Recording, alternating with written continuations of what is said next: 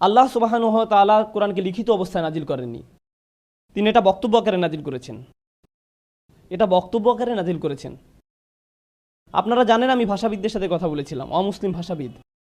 তারা এটা বিশ্বাস করতে অস্বীকার করেছে যে কোরআন বক্তব্য। তারা অস্বীকার করেছে, বলেছে অবশ্যই এটা লিখিত। আমি বললাম হ্যাঁ এটা লিখিত, তবে পৃথিবীতে না, এটা লাউহে মাহফুজে লিখিত আছে। কিন্তু রাসূলুল্লাহ সাল্লাল্লাহু আলাইহি সাল্লামের উপর নাজিল হয়েছে বক্তব্য আকারে।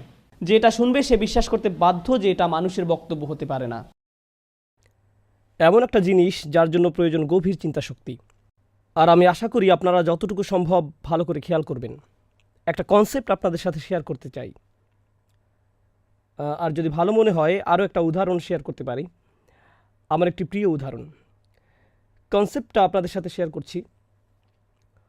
ধরুন আমি একটা আর্টিকেল নিলাম তাকওয়ার উপর, অথবা ইমানের উপর, অথবা হাদিসের উপর, অথবা ইসলামের যে কোনো বিষয়ের উপর, আর মাইক নিয়ে আর্টিকেলটি পড়া শুরু করলাম। মুসলিম বিশ্বে কখনো কখনো লিখিত খুতবা দেয়া যায়। ইমাম দাঁড়িয়ে সেই লিখিত খুতবাটি পাঠ করেন। যদি আপনি ইমামকে নাও দেখতে পারেন, কারণ আপনি সেই অসাম মুসলিমদের একজন যারা সবার শেষে আসে এবং বাইরে জুতার পাশে বসে, রাইট? আর যদি ইমামকে না দেখতে পান, আপনি কি বুঝতে পারবেন যে ইমাম বক্তব্য দিচ্ছেন নাকি পাঠ করছেন?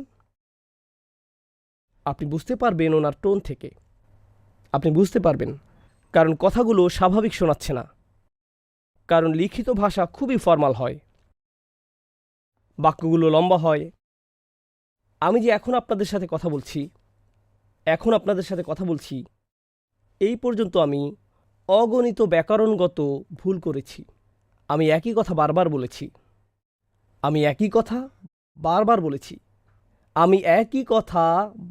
বলেছি। আমি যদি একটি আর্টিকেল লিখতাম তখন কি এরকম পুনরাবৃত্তি করতাম? না। কেউ যদি আমার লেকচারকে লিপিবদ্ধ করে, সম্ভবত তিনি এই পুনরাবৃত্তিগুলোকে বাদ দিবেন। আর আমি এরকম বলি, আহা, বুঝতে পারছেন? হুম, হ্যাঁ, হ্যাঁ, কিন্তু আমি এগুলো লিখতে যাব না। এরকম দেখা যায় না? যেমন হ একার, হে হে হে। লিখিত আকারে এরকম দেখা যায় না। আমি বলতে চাচ্ছি, আপনি কি কথা বলছেন নাকি পড়ছেন তা বিশেষত যারা আপনার পরিচিত তারা বলতে পারবে। যদি আপনার সন্তান একটি কবিতা মুখস্থ করে যা আপনি আগে কখনো শোনেননি, সে মুখস্থ করে এসে আপনার সামনে কবিতাটি আবৃত্তি করতে লাগলো, আপনি কি বুঝতে পারবেন যে কবিতাটি আপনার সন্তান রচনা করেননি? আপনি বুঝবেন, কোথা থেকে এটা পেয়েছো? না না না, আমি নিজেই এটা বানিয়েছি। না, এটা তুমি বানাওনি। বলো এটা কোথায় পেয়েছো? আপনি বুঝতে পেরেছেন এটা তার কথা নয়।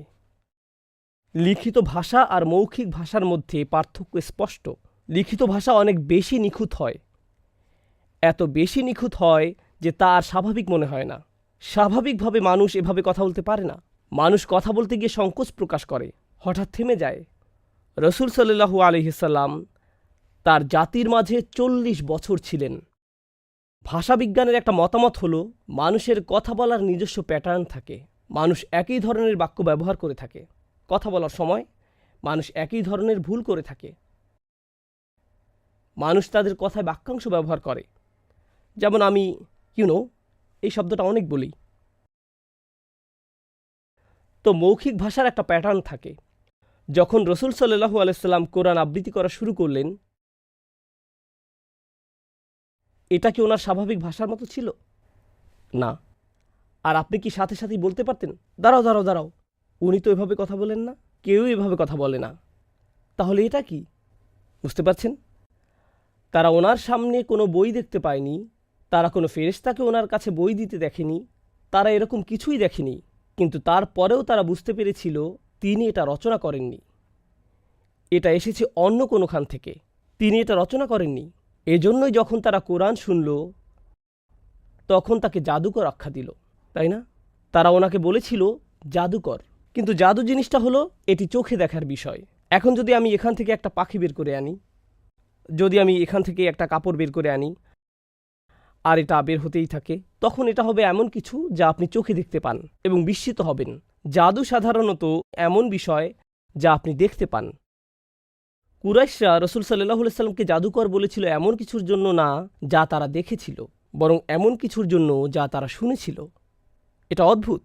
তারা এতটাই অভিভূত হয়েছিল এই বাণী দ্বারা, যদিও তারা ঈমান আনেননি, কিন্তু তারা এটাকে জাদুর মতোই বিস্ময়কর হিসেবে উপস্থাপন করেছিল। আমরা মনে করি তারা ওনাকে জাদুকর বলার মাধ্যমে অপমান করেছিল, কিন্তু আসলে তারা নিজেরাও বুঝতে পারেনি যে এর মাধ্যমে তারা ঈমানের দাবির অর্ধেক স্বীকার করে নিয়েছে। কারণ যখন আপনি কোনো কিছুকে জাদু বলেন, আপনি কিছু একটা বিশ্বাস করেছেন। আপনি তখন বলছেন, আমার কাছে এর যুক্তিসঙ্গত কোনো ব্যাখ্যা নেই, রহস্যময়, অস্বাভাবিক, অতিপ্রাকৃতিক কিছু একটা ঘটেছে যা বিজ্ঞান বা সাধারণ জ্ঞান দিয়ে বোঝা যায় না। এজন্যই আমি এটাকে কি বলবো? জাদু। ওকে, আপনি অর্ধেক মেনে নিয়েছেন। আপনি মেনেই নিয়েছেন যে এটা অদৃশ্য জগৎ থেকে এসেছে। আপনার এতটুকু অগ্রগতি হয়েছে। তো আশা করি এই কনসেপ্টটা নিয়ে আপনারা চিন্তা করবেন যখন নিজেরা কোরআন অধ্যয়ন করবেন।